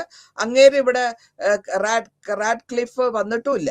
അപ്പോൾ ഇന്ത്യ ഇതിന് ആർട്ടിഫിഷ്യൽ ആയിട്ടുള്ള ഒരു ഇന്റർനാഷണൽ ബോർഡറി സെക്യൂരിറ്റി ഇഷ്യൂല് ഇത് പ്രശ്നമാണെന്ന് അന്ന് തന്നെ പറഞ്ഞിട്ടുണ്ട്. ഹിലിയിൽ പറയുമ്പോഴത്തേക്ക് ഇവിടെ സെറ്റിൽമെന്റ്, ഹിലി എന്ന് പറയുന്നത് ഇതിന്റെ ഫ്രണ്ട് ഭാഗം തുറക്കുന്നത് ഇന്ത്യയിലേക്കും ബാക്ക് ഡോർ തുറക്കുന്നത് ബംഗ്ലാദേശിലേക്കും. ഇവിടെ ഒരുപാട് വില്ലേജുകളുണ്ട്. ആ വില്ലേജ് എക്സാക്ട്ലി ബോർഡറിലാണ് ഉള്ളത് താമസിക്കുന്നത്. ഇത് മാത്രമല്ല, ഈ ടെറൈൻ എന്ന് പറഞ്ഞാൽ ടഫ് ടെറൈൻ എന്ന് പറയുന്ന അർത്ഥം മലമ്പ്രദേശം, ഭയങ്കര മലമ്പ്രദേശങ്ങളാണ്, മലയാണ്, ഹില്ലിയാണ്, സ്വാമ്പിയാണ്, അല്ലെങ്കിൽ കുഴി ഉണ്ടാവും, ക്രോസിംഗ് ദ ബോർഡർ. അതുകൊണ്ടാണ് അവിടെ ഒരു വേലി കെട്ടാനോ ഒരു മതിൽ കെട്ടാനോ ഫെൻസിങ് പറ്റാത്ത ഒരു സിറ്റുവേഷനിലായിരിക്കുന്നത്. അതേസമയം ബംഗ്ലാദേശിന്റെ ആൾക്കാർ കൂടുമ്പോഴത്തേക്കും ഓവർ ക്രൗഡിങ് വരുമ്പോൾ ഈ 2 നേഷനും, ബംഗ്ലാദേശും ഇന്ത്യയും, ഗംഗാ വാട്ടർ ഷെയർ ചെയ്യുന്ന ഒരു കാലാവസ്ഥ ഉണ്ടാകുന്നു ഡ്രൈ സീസണിൽ. അപ്പൊ ഈ പ്രോബ്ലംസ് ഇപ്പോഴും അങ്ങനെ തന്നെ നിൽക്കുകയാണ്. ഇനി ശ്രീലങ്കനായിട്ടുള്ള അതിർത്തി തർക്കം നോക്കുമ്പോൾ ഐലൻഡ് ആണിത്. പേൾ ഓഫ് ഇന്ത്യൻ ഓഷ്യനിൽ കിടക്കുന്ന, നമ്മളുടെ സൗത്ത് ഇന്ത്യയിൽ നോക്കുമ്പോൾ കിഴക്ക് വശത്ത് കിടക്കുന്ന ഈ ഭാഗമാണിത്. അപ്പോൾ ഇതിന്റെ കോൺഫ്ലിക്റ്റിന്റെ കാരണം വച്ചുന്നത് തമിഴ് സ്പീക്കിംഗ് ഇന്ത്യൻസ്, മൈനോറിറ്റീസ് ആണ് അവിടെ. അതാണ് അവിടുത്തെ ശ്രീലങ്കയും ഇന്ത്യയും തമ്മിലുള്ള വ്യത്യാസത്തിനുള്ള അല്ലെങ്കിൽ അഭിപ്രായ വ്യത്യാസത്തിനും ഡാമേജും വരാനുള്ള കാരണം. ഇവർ രണ്ടുപേരും നമ്മൾ ഒരു എക്സ്ക്ലൂസീവായിട്ട് എക്കണോമിക് സോൺ 1976 സൈൻ ചെയ്തുവെങ്കിലും ഇന്ന് വരെയും ആ സെറ്റിൽമെന്റ് അവിടെ, അതായത് കംപ്ലീറ്റ് ആയിട്ട് നമ്മൾ മാറിയിട്ടില്ല. ഇനി ബംഗ്ലാദേശും മയൻമാറിൽ വരുമ്പോഴത്തേക്കും ഈ ബംഗ്ലാദേശും മയൻമാർ ബോർഡർ വരുന്നത് ബംഗ്ലാദേശിന്റെയും ടെറിട്ടോറിയൽ വാട്ടേഴ്സ് അല്ലെങ്കിൽ ടെറിട്ടോറിയൽ ലാൻഡില് വ്യത്യാസം വരുന്നുണ്ട്. ഈ 270 കിലോമീറ്റർ ലാൻഡ് ബോർഡറാണ്, കര അതിർത്തി. ഇവിടെ ടെറിട്ടോറിയൽ ഇഷ്യൂസ് ഉണ്ടെങ്കിൽ കൂടെയും എക്സെപ്ഷൻ ആയിട്ട് വരുന്നത് ഒരേ ഒരു ഭാഗമാണ് റോഹിനിയ മുസ്ലിം മൈഗ്രേഷൻ. മുസ്ലിംസ് മയൻമാറിൽ നിന്ന് ബംഗ്ലാദേശിലേക്ക് മൈഗ്രേറ്റ് ചെയ്യുന്നതാണ് അവിടുത്തെ ഇഷ്യൂ. അപ്പൊ ബംഗ്ലാദേശും മയൻമാറും തമ്മിൽ ഒരു കണ്ടിന്യൂസ് ആയിട്ടുള്ള കോൺഫ്ലിക്റ്റ്, മാരിടൈം ബൗണ്ടറിന്റെ ഒരു കോൺഫ്ലിക്റ്റ് വരുന്നത് നമ്മുടെ ബേ ഓഫ് ബംഗാളിലാണ്. അതായത് നമ്മളുടെ ബംഗ്ലാദേശിന്റെ താഴെ വരുമ്പോൾ ബേ ഓഫ് ബംഗാൾ. ഈ കോൺഫ്ലിക്റ്റ് വരുന്നതിന്റെ കാരണങ്ങൾ കോണ്ടിനെന്റൽ ഷെൽഫ് അവിടെയുണ്ട്, എക്കണോമിക് സോൺസ് ഉണ്ട്. ഇതിന്റെയൊക്കെ ഒരു ആക്സസ് കിട്ടാനും അവിടെയുള്ള നാച്ചുറൽ റിസോഴ്സസ്, ഞാൻ നേരത്തെ പറഞ്ഞു ഈ കോണ്ടിനെന്റൽ ഷെൽഫില് ഒരുപാട് ഡെപ്പോസിറ്റ്സ് ഉണ്ടാവുന്നു. ഓയിൽ ഡെപ്പോസിറ്റ് ഉണ്ട്, ഗ്യാസ് ഡെപ്പോസിറ്റ് ഉണ്ട്, ഫോറസ്ട്രി ഉണ്ട്, ഫിഷറീസ് ഉണ്ട്. ഇതിന്റെയൊക്കെ ഒരു ഇതൊക്കെ കിട്ടാനുള്ള ഒരു ശ്രമം എല്ലാ രണ്ട് കൺട്രികളും നടത്തി പോകുന്നുണ്ട്. അത് രാജ്യത്തിന്റെ പുരോഗതിക്ക് ആവശ്യമാണെന്നുള്ളതാണ്. ഭൂട്ടാൻ ചൈനയിൽ നോക്കുമ്പോഴും ഇതേമാതിരി തന്നെ ഭൂട്ടാനും ചൈനയുടെയും ടെറിട്ടറിയില് ഈസ്റ്റേൺ ഡിസ്ട്രിക്ട്സ് വരുന്നുണ്ട്. ദോക്കളം, സിൻചുക്, ദക്കോട്ടെ, വെസ്റ്റ് ഭൂട്ടാനില് ചൈനയുടെ സെക്ടിങ് വൈൽഡ് സാങ്ച്വറിയും ഈസ്റ്റേൺ ഡിസ്ട്രിക്റ്റിൽ വരുന്നുണ്ട്. അപ്പൊ ഈ കണ്ടിന്യൂസ് ആയിട്ട് ഈ അതിർത്തി തർക്കം ഇന്ത്യയുടെ അല്ലെങ്കിൽ സൗത്ത് ഏഷ്യയുടെ സൂപ്രമസിയെ, ഇന്ത്യയുടെ സൂപ്രമസി ചൈനയുടെ സൂപ്രമസി റെക്കഗ്നൈസ് ചെയ്ത് പോകുന്നു. സ്കേറ്റിംഗ് വൈൽഡ് ലൈഫ് സെഞ്ചുറി, ഇത് ഭൂട്ടാനിലുള്ള ഒരു വൈൽഡ് ലൈഫ് ഏരിയ ആണ്. ആണ്, യുണൈറ്റഡ് സ്റ്റേറ്റ്സ് ആണ് അതിന് ഫൈനാൻസ് കൊടുത്തിരിക്കുന്നത്. 2020 അത് വലിയ ഗമയില് കൊണ്ടുവന്നത്. ചൈനീസ് റെപ്രസെന്റേറ്റീവ്സ് വന്നിട്ടുണ്ടായിരുന്നു. ദോക്കളം അതിനെമാതിരി ടെൻഷൻ ഇന്ത്യ, ഭൂട്ടാൻ, ചൈന ഇതിന്റെ ഈ ലൈനിൽ ഒരു ഇതായിട്ട് വരും. ട്രൈ ജംഗ്ഷൻ ക്ലെയിം വരുന്നുണ്ട് ഇവിടെയും. ഈ ട്രൈ ജംഗ്ഷൻ എന്ന് പറയുമ്പോൾ മൂന്ന് കൺട്രികളിൽ നിന്നാണ് ഞാൻ ഉദ്ദേശിക്കുന്നത്. അപ്പൊ അവിടെയും ഇന്ത്യ, ഭൂട്ടാൻ, ഈ ബംഗ്ലാ ക്ലെയിം വരുന്നത്. ചൈനീസിന്റെ 89 കിലോമീറ്റർ സൗത്ത് ആണ് ട്രൈ ജംഗ്ഷൻ ക്ലെയിംഡ്.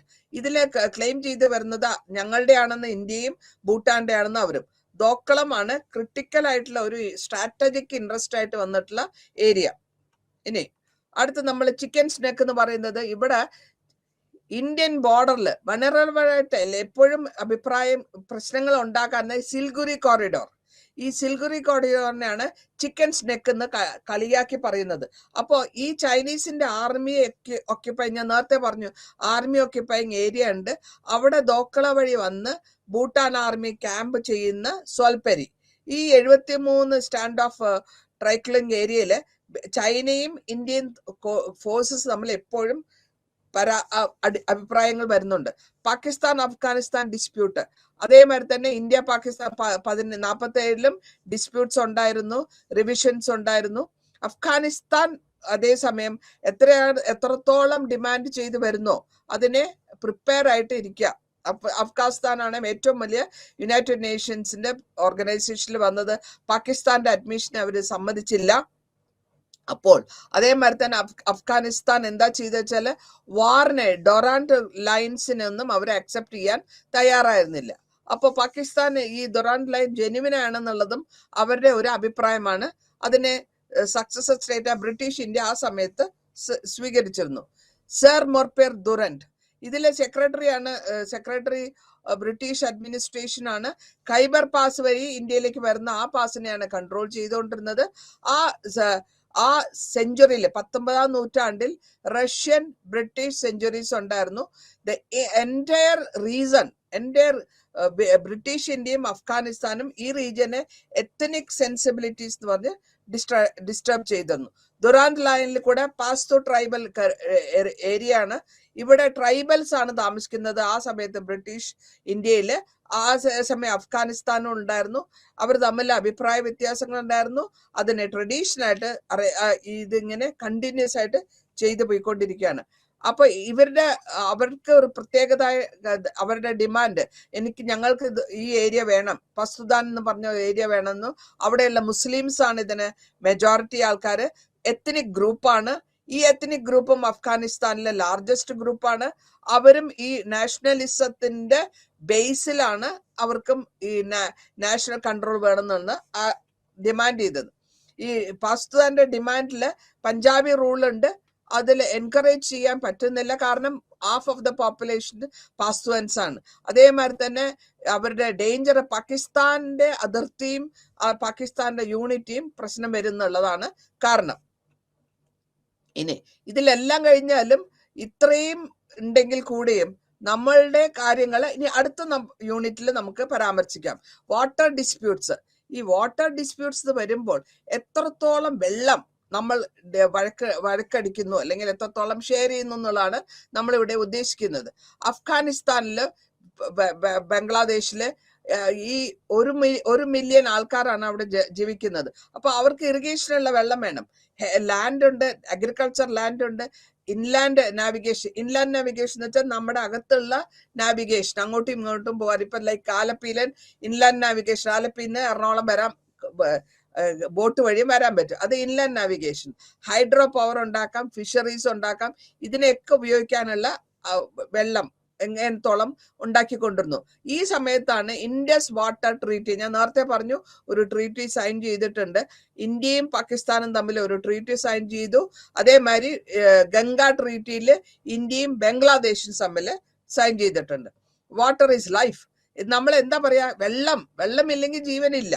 അപ്പൊ വെള്ളത്തിന്റെ പറ്റിയുള്ള പരാമർശം ഹിന്ദുയിസത്തിലുണ്ട്, ഖുറാനിലുണ്ട്, മുസ്ലിം ഇതിലുണ്ട്, ബൈബിളിലുണ്ട്. വെള്ളം എന്ന് വെച്ചാൽ ജീവൻ എന്നാണ് അർത്ഥം. അതുകൊണ്ട് തന്നെ നമ്മുടെ പ്ലാനറ്റ്, ഈ വെള്ളത്തിന്റെ അംശമുള്ള എർത്താണ് ബ്ലൂ പ്ലാനറ്റ് എന്ന് വിളിക്കുന്നത്. ഇതൊക്കെ തന്നെ ഈ പ്ലാനറ്റ് ഇത്രയും വെള്ളമുണ്ടെങ്കിൽ അത് പല വിധത്തിലാണ്. ഫ്രോസൺ ആയി കിടക്കുന്നു, ഗ്ലേസേഴ്സ് ആയിട്ടുണ്ട്. ഒരു ഇതിലെ ഗ്രൗണ്ട് വാട്ടർ എത്രത്തോളം ഉണ്ടോ അതിനെ ഉപയോഗിക്കാൻ പറ്റുന്ന വാട്ടർ എത്ര, നോൺ ഫ്രോസൺ ഉണ്ട്, സോൾട്ട് ഉള്ളതുണ്ടാവും.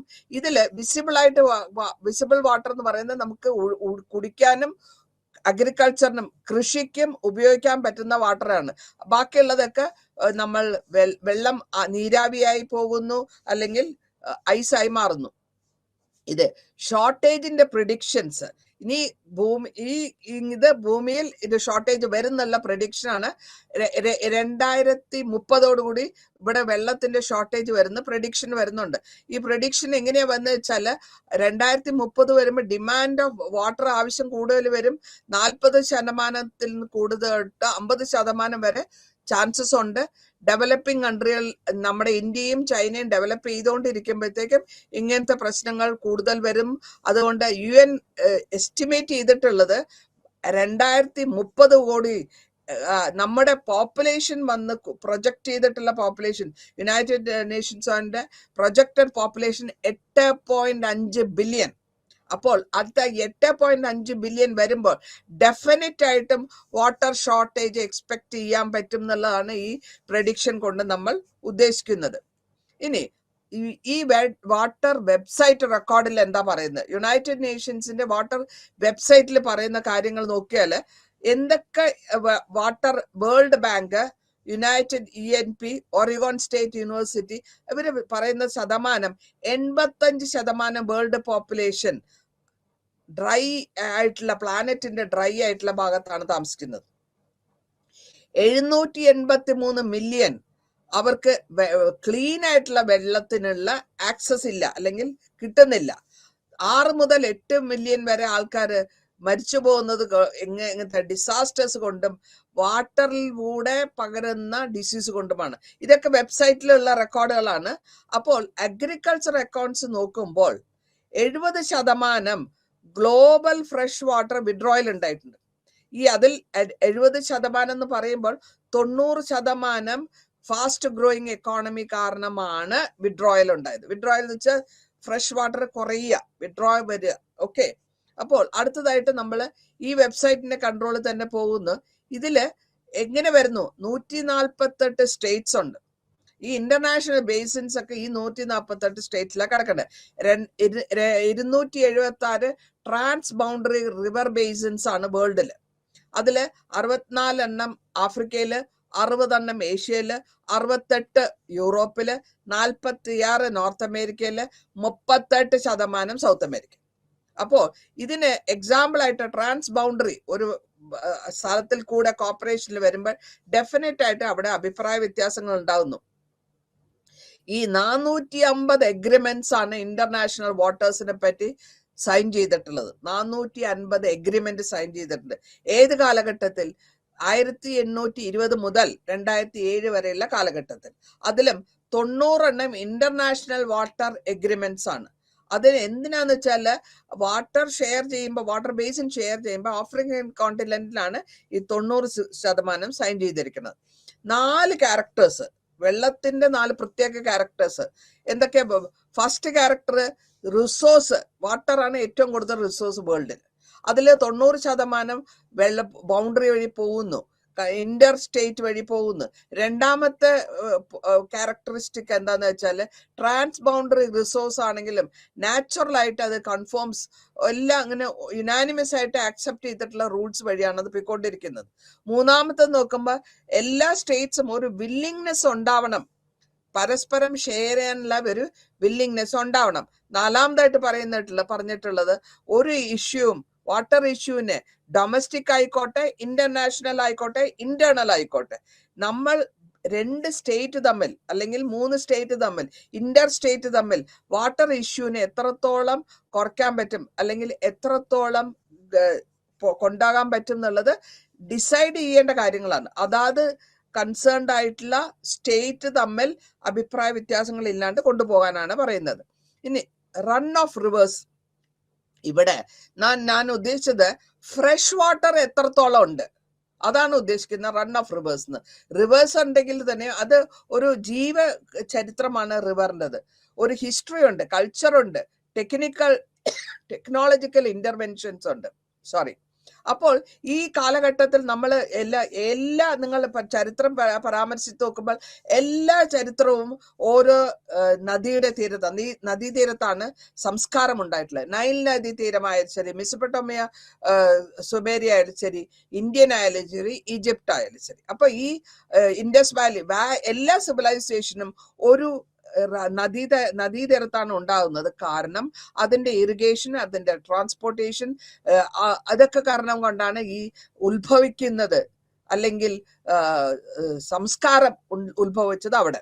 ഇതേമാതിരി ഇതിനെ റിവറിനെ അല്ലെങ്കിൽ നദീനെയാണ് നമ്മൾ റിന്യൂവബിൾ വാട്ടർ സോഴ്സ് എന്ന് പറയാ. എപ്പോഴും വന്നുകൊണ്ടേയിരിക്കുന്ന വാട്ടർ സോഴ്സ് റിന്യൂവബിൾ അതാണ്.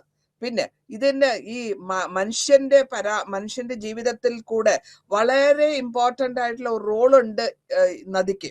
അത് മനുഷ്യൻ ഡാം കെട്ടുന്നു, ഡൈവേർട്ട് ചെയ്ത് വിടുന്നു, ബാരേജ് കെട്ടുന്നു, എങ്ങനെയൊക്കെ ചെയ്തിരുന്നാലും അതുകൊണ്ടാണ് മനുഷ്യനും റിവറും തമ്മിലുള്ള അല്ലെങ്കിൽ നദിയും തമ്മിലുള്ള ഒരു റിലേഷൻഷിപ്പ്. 37% ലോങ്സ്റ്റ് റിവറിൽ നോക്കുമ്പോൾ 1000 കിലോമീറ്റർ ഫ്രീ ഫ്ലോയിങ് ആണ്. ഈ ഫ്രീ ഫ്ലോയിങ് എന്ന് പറയുമ്പോൾ ഒന്നും ഒരു ഡിസ്റ്റർബൻസ് ഇല്ലാണ്ട് പോവാ. എല്ലാ റിവേഴ്സിനും ഒരു ഡീജനറേഷൻ അല്ലെങ്കിൽ ഡിഗ്രഡേഷൻ ക്വാളിറ്റി ലെവലിലും പൊല്യൂഷനിലും വരുന്നുണ്ട്. ഇനി റിവേഴ്സും എങ്ങനെയാണത് എക്കോണമിക് ഡെവലപ്മെന്റ് വരുന്നത് നോക്കാം. റിവറും എക്കോണമിക് ഡെവലപ്മെന്റ് വരുമ്പോൾ റിവർ എല്ലാ നദികളും ബേസ്ഡ് അവരുടെ വാല്യൂ, ഇക്വിറ്റി, ട്രാൻസ്പാരൻസി, അക്കൗണ്ടബിലിറ്റി, ഈ പാർട്ടിസിപ്പേഷൻ എന്ന് പറയുന്നത് ആൾക്കാരെ വാട്ടർ പോളിസിയിൽ എത്രത്തോളം കാര്യമായിട്ട് പാർട്ടിസിപ്പേറ്റ് ചെയ്യുന്നു. WF റിപ്പോർട്ടിൽ പറഞ്ഞിട്ടുണ്ട് ഇക്കോളജിക്കൽ ഫ്ലോ, എത്ര ക്വാണ്ടിറ്റി പോകുന്നു, എത്ര ടൈമിൻ്റെ ഉള്ളിൽ പോകുന്നു, എത്ര ക്വാളിറ്റിയാണ് ഫ്ലോ ചെയ്ത് പുറത്തേക്ക് പോകുന്നത്, എത്ര ക്വാണ്ടിറ്റിയാണ് സസ്റ്റെയിൻ ചെയ്യുന്നത്, ഫ്രഷ് വാട്ടർ ആയിട്ട് സസ്റ്റെയിൻ ചെയ്യുന്നത്, എക്കോസിസ്റ്റത്തിന് എത്രത്തോളം ഉപകരിക്കുന്നു, മനുഷ്യരാശിക്ക് എത്രത്തോളം ഉപകരിക്കുന്നു. ഇതൊക്കെ ഈ കണ്ടീഷൻസ് ഒക്കെ നോക്കുമ്പോൾ എക്കോസിസ്റ്റത്തിലുള്ള ഈ വാട്ടർ കൊണ്ട് സംബന്ധം വളരെ കൂടുതലായിട്ടുണ്ട്. ഇനി റിവർ ഫ്ലോസ്, എങ്ങനെയാണ് ഫ്ലോസ്, റിലേഷൻഷിപ്പ് റിവർ ഫ്ലോസും റിവർ എക്കോളജി. ഈ ഫ്ലോസ് എന്ന് ഉദ്ദേശിക്കുന്നത് ഒരു സ്ഥലത്ത് നിന്ന് ഒഴുകി പോവുകയാണ്. എത്രത്തോളം പ്യൂരിറ്റി ഉണ്ടാവും, എത്രത്തോളം അക്വാറ്റിക് എന്ന് വെച്ചാൽ വെള്ളത്തിൽ ജീവിക്കുന്ന ലൈഫ് അല്ലെങ്കിൽ അതിന്റെ വെജിറ്റേഷൻ, എത്രത്തോളം ഈ വെള്ളം റീചാർജ് ചെയ്ത് ഗ്രൗണ്ട് വാട്ടർ, ഞാൻ ഇന്നലെ പറഞ്ഞു ഗ്രൗണ്ട് വാട്ടർ ടേബിൾ പോകുന്നുണ്ടെന്ന്. അപ്പോൾ അതിൽ എത്രത്തോളം റീചാർജിങ് കിട്ടുന്നുണ്ട്, എത്രത്തോളം സപ്പോർട്ടിങ് ജീവജാലങ്ങളെ സപ്പോർട്ട് ചെയ്യാൻ പറ്റുന്നു, നാവിഗേഷൻ അങ്ങോട്ടും ഇങ്ങോട്ടും പോകാനുള്ളത് എത്രത്തോളം സപ്പോർട്ട് ചെയ്യുന്നു. ഇതൊക്കെ നോക്കുമ്പോൾ സാലിനിറ്റി, അതിന്റെ വാട്ടർ കണ്ടന്റിലുള്ള ഉപ്പാംശം അല്ലെങ്കിൽ അതിന്റെ pH എത്ര ലെവലിൽ വരുന്നു എന്നുള്ളതൊക്കെ നോക്കാനുള്ളതാണ് നമ്മൾ ഈ റിവർ ഫ്ലോസിൽ കൂടെ ടെസ്റ്റ് ചെയ്ത് നമ്മൾ കണ്ടുപിടിക്കുന്നത്.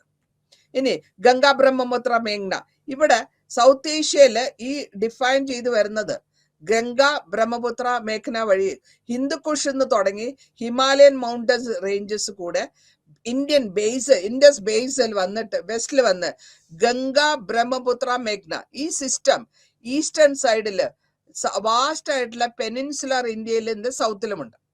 അപ്പൊ ഇന്ത്യൻ സിവിലൈസേഷനിൽ എത്രത്തോളം നമ്മൾ ഇമ്പോർട്ടൻസ് ഫുഡിനും ഷെയറിങ് ഫുഡിന് കൊടുക്കുന്നു, അതേമാതിരി തന്നെ ഈ വാട്ടർ നമ്മൾ കൊടുക്കുന്നുണ്ട്. കാരണം എല്ലാ റിച്വൽസിനും നമുക്ക് വെള്ളം ആവശ്യമാണ്, ധർമ്മമാണ്. ചില മരിക്കുന്ന സമയത്ത് കൂടെ വെള്ളം കുടിച്ചു മരിക്കണം എന്നുള്ള, അല്ലെങ്കിൽ ഗംഗാ വാട്ടർ മരിച്ചു കുടിക്കണം എന്നുള്ള ഒരു അഭിപ്രായം ഹിന്ദുയിസത്തിലുണ്ട്. അപ്പോൾ ഈ വർഷാവർഷം വർഷങ്ങളോളം ഈ വെള്ളം ഇങ്ങനെ ഓടിക്കൊണ്ടിരിക്കുകയാണ്. ഫെർട്ടിലിറ്റി ഓരോ സ്ഥാനത്തിനെയും ഫെർട്ടൈൽ ആക്കിക്കൊണ്ട് അതിനെ പുഷ്ടിപ്പെടുത്തിക്കൊണ്ട് വെള്ളം ഇങ്ങനെ ഓടിക്കൊണ്ടേയിരിക്കുന്നു. അപ്പോൾ ഓരോ മതത്തിലും, അത് ഹിന്ദു ആയാലും ശരി, മുസൽമാൻ ആയാലും ശരി, ക്രിസ്ത്യാനിറ്റി ആയാലും ശരി, വെള്ളത്തിന് അത്രത്തോളം പ്രാധാന്യമുണ്ട്. ഇനി 8 കൺട്രികൾ, ഏഷ്യ വാട്ടർ ഇഷ്യൂ 8 കൺട്രികൾ ഏതൊക്കെയാന്ന് പറയുകയാണെങ്കിൽ ഇന്ത്യ, പാകിസ്ഥാൻ, ബംഗ്ലാദേശ്, ശ്രീലങ്ക, അഫ്ഗാനിസ്ഥാൻ, നേപ്പാൾ, ഭൂട്ടാൻ ആൻഡ് മാൽദീവ്സ്. ഇതിൽ 1.9 ബില്യൺ ആൾക്കാരാണ് ഇവിടെ ജീവിക്കുന്നത്. അല്ലെങ്കിൽ ലോക ശതമാനം എടുത്തു നോക്കുമ്പോൾ 23% ആൾക്കാരാണ് ഈ 8 കൺട്രികളിൽ കൂടെ താമസിക്കുന്നത്. അപ്പോൾ എന്ത് പറ്റും? കോംപ്ലക്സ് ആയ വാട്ടർ ചാലഞ്ചസ് ഉണ്ടാവും. ഫ്ലക്ച്വേറ്റിംഗ് ആയിട്ടുള്ള മഴയുടെ ഗതി അനുസരിച്ചിട്ടാണ് നമുക്ക് വാട്ടറിന്റെ കണ്ടൻഷൻ കിട്ടുക. അപ്പോൾ ഗ്ലേസേഴ്സ് ഉണ്ടാവും. പെർ ക്യാപിറ്റ വാട്ടർ എത്രത്തോളം വെനറബിൾ ആയിട്ട് നമുക്ക് പറയാൻ പറ്റില്ല. പാകിസ്ഥാൻ ബോർഡർ ആയാലും ശരി, അഫ്ഗാനിസ്ഥാനിലും ഏറ്റവും വാട്ടർ സ്ട്രെസ്ഡ് റീജിയൻ ആയിട്ട് വരുന്നത് ആ ഏരിയകളാണ്. സൗത്ത് ഏഷ്യയിലുള്ള റിവേഴ്സ് ഏതിനെയൊക്കെ പരാമർശിച്ച് പോകുന്നു എന്ന് പറയുമ്പോൾ, ഒന്ന് change, climatic change, 2 degradation, flooding, മഴ കൂടുതലായാൽ ഫ്ലഡ് ആവും, ഇൻക്രീസ് ആള് കൂടുതലാവുമ്പോൾ വാട്ടറിന്റെ യൂസും കൂടുതലാവും. ഇനി അടുത്തതായിട്ട് ട്രാൻസ് ബൗണ്ടറി എന്ന് പറയും. ട്രാൻസ് ബൗണ്ടറി എന്ന് പറയുമ്പോഴത്തേക്കും ക്രിസ് ക്രോസ് ആയിട്ട് പല ബൗണ്ടറിയിൽ കൂടെ പോകുന്ന വെള്ളത്തിനെയാണ് നമ്മൾ ട്രാൻസ് ബൗണ്ടറി എന്ന് പറയാ. ഇത് ലിങ്ക് ചെയ്ത് പോവാണ്. കോംപ്ലക്സ് ആയിട്ടുള്ള എൻവയറമെന്റൽ അല്ലെങ്കിൽ നമ്മളുടെ പരിസ്ഥിതിയും പ്രാധാന്യം കൊടുത്ത സെക്യൂരിറ്റിയും കൂടെ ഇന്റർ ഡിപ്പെൻഡൻസീസ് ഉണ്ട്. പരിസ്ഥിതി നോക്കണം, അവിടുത്തെ ധനപരമായ കാര്യങ്ങൾ നോക്കണം, അതിന്റെ സെക്യൂരിറ്റി, അതിന്റെ സുഖം നോക്കണം. ഇതെല്ലാം വരുമ്പോഴത്തേക്കും ഈ ഇന്റർ ഡിപ്പെൻഡൻസി ഓരോ രാജ്യത്തിനും മാറി മാറി വരുന്നു. അതുകൊണ്ട് നമ്മൾ ഇവിടെ കാണാൻ ഉദ്ദേശിക്കുന്നത് ഈ നദികളിൽ കൂടെ വരുന്ന പൊളിറ്റിക്കൽ ക്യാരക്ടറിസ് ഉണ്ട്. അതിന് ആ പൊളിറ്റിക്സൽ ക്യാരക്ടറിസ് കാരണം അതിന്റെ പിന്നാലെ പരിണാമമായിട്ട് വരുന്നത് അഭിപ്രായ വ്യത്യാസങ്ങൾ, അല്ലെങ്കിൽ റൈവലറീസ്, അല്ലെങ്കിൽ വഴക്ക്, അല്ലെങ്കിൽ ചണ്ട. ഇതിന് വളരെ ദിക്ഷാന്ത്യമായിട്ടുള്ള എക്സാമ്പിൾ ആണ് ഞാൻ നേരത്തെ പറഞ്ഞ മുല്ലപ്പെരിയാർ, കേരളത്തിലുള്ള ഇഷ്യൂ. ഓക്കെ, ഇവിടെ അതേമാതിരി സൗത്ത് ഏഷ്യയിലെ മേജർ ആയിട്ടുള്ള റിവേഴ്സ് ഉണ്ട്. ഹിന്ദുക്കുഷിലുള്ള trans Himalayan, Tibetan major rivers system വരുന്നത് ഇൻഡസ്, ഗംഗ, ബ്രഹ്മപുത്ര. ഈ സോഴ്സസ് എവിടെന്ന് വെച്ചാൽ ലഡാക്കാണ്. സോക്യൂർ റിവേഴ്സിലെ പാകിസ്ഥാൻ വഴി, പാകിസ്ഥാൻ ഓക്യുപ്പൈഡ് കാശ്മീർ വഴി സദേൺ സൈഡിലേക്ക് വരുന്നു. അത് കഴിഞ്ഞിട്ട് ഇവിടെ